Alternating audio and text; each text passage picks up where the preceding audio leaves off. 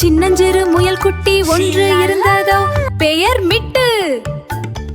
மிட்டுவுக்கு மிகவும் சின்ன கால்கள், சின்ன காதுகள், சின்ன வால்.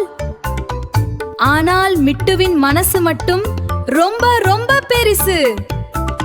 ஒரு நாள் காட்டில் பெரிய ஆபத்து வந்தது. அனைவரும் கஷ்டத்தில் சிக்கினார்கள். மிட்டு மட்டும் தனியாக நின்றது. நான் என்ன செய்யட்டும் என்று யோசித்தது. காட்டில் உள்ள பெரிய ஆற்றில் தண்ணீர் பெருகி வந்தது. கரடி குட்டி கும்பு, சிங்கக்குட்டி ராஜா, யானை குட்டி கஜா எல்லாரும் சேர்ந்து ஒரு சின்ன மான் குட்டியை காப்பாற்ற முயன்றார்கள். ஆனால் தண்ணீர் வேகமாக ஓடியது. ஆந்தை குட்டி ஞானி மரத்தில் இருந்து பார்த்தது. யாரோ உதவணும், வேகமா என்று கத்தியது. கும்பு தன் பெரிய கைகளால் கல்லை தூக்க முயன்றது. கல் அசையவில்லை. ராஜா தன் கம்பீரமான குரலில் கர்ஜித்தது. தண்ணீர் நிற்கவில்லை. கஜா தன் நீண்ட தும்பிக்கையால் தண்ணீரை தள்ள முயன்றது. பயனில்லை. மூவரும் களைத்து போனார்கள். மிட்டு பக்கத்தில் நின்று பார்த்தது. என்னால் என்ன முடியும் என்று மெல்லிய குரலில் கேட்டது. ஞானி ஆந்தை மரத்தில் இருந்து கீழே பறந்து வந்தது. மிட்டு, அந்த பக்கம் பார், ஒரு சின்ன துவாரம் இருக்கு. அதன் வழியா தண்ணீர் போகுது. யாரோ உள்ளே போய் அடைக்கணும். கும்பு முயன்றது, உடம்பு போகல. ராஜா முயன்றது, தலை மட்டும் உள்ள போச்சு. கஜா முயன்றது, தும்பிக்கை மட்டும் உள்ள போச்சு. எல்லாரும் சிரித்தார்கள்.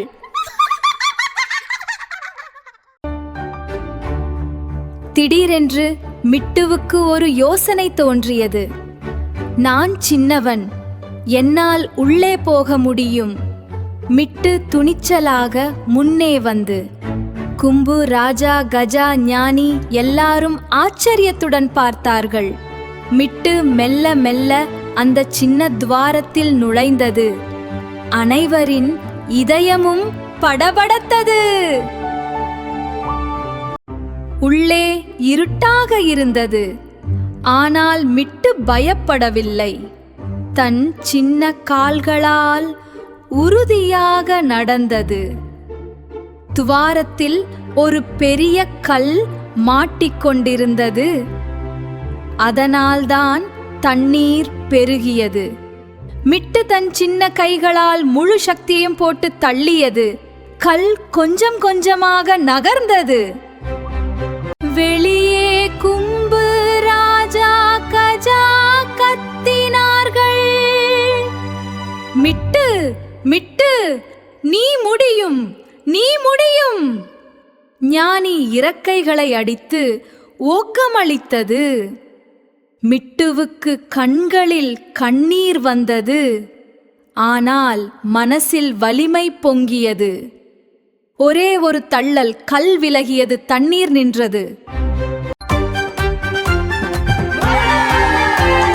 மிட்டு வெளியே வந்து சேரும் மணலும் உடன் படிந்திருந்து, ஆனால் முகத்தில் பெரிய புன்னகை இருந்தது.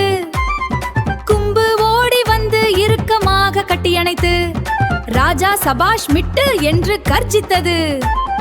கஜா தன் தும்பிக்கையால் மிட்டுவை மெல்லே தூக்கியது. ஞானி, நீதான் இன்றைய நாயகன் என்று சொன்னது. மான் குட்டி பத்திரமாக காப்பாற்றப்பட்டது. காடே மகிழ்ச்சியில் துள்ளியது. பூக்கள் மலர்ந்தன, பறவைகள் பாடின, வானவில் தோன்றியது. கும்பு, ராஜா, கஜா, ஞானி அனைவரும் சேர்ந்து நடமாடினார்கள். மிட்டு நடுவில் நின்று சிரித்தது. சின்னதா இருந்தாலும் என்னால் முடியும் என்று மனசில் சொன்னது.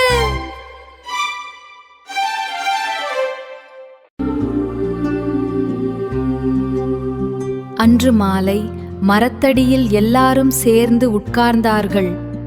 நட்சத்திரங்கள் மெல்ல மெல்ல வானில் தோன்றின. மிட்டு கும்புவின் மடியில் தலை வைத்து படுத்தது.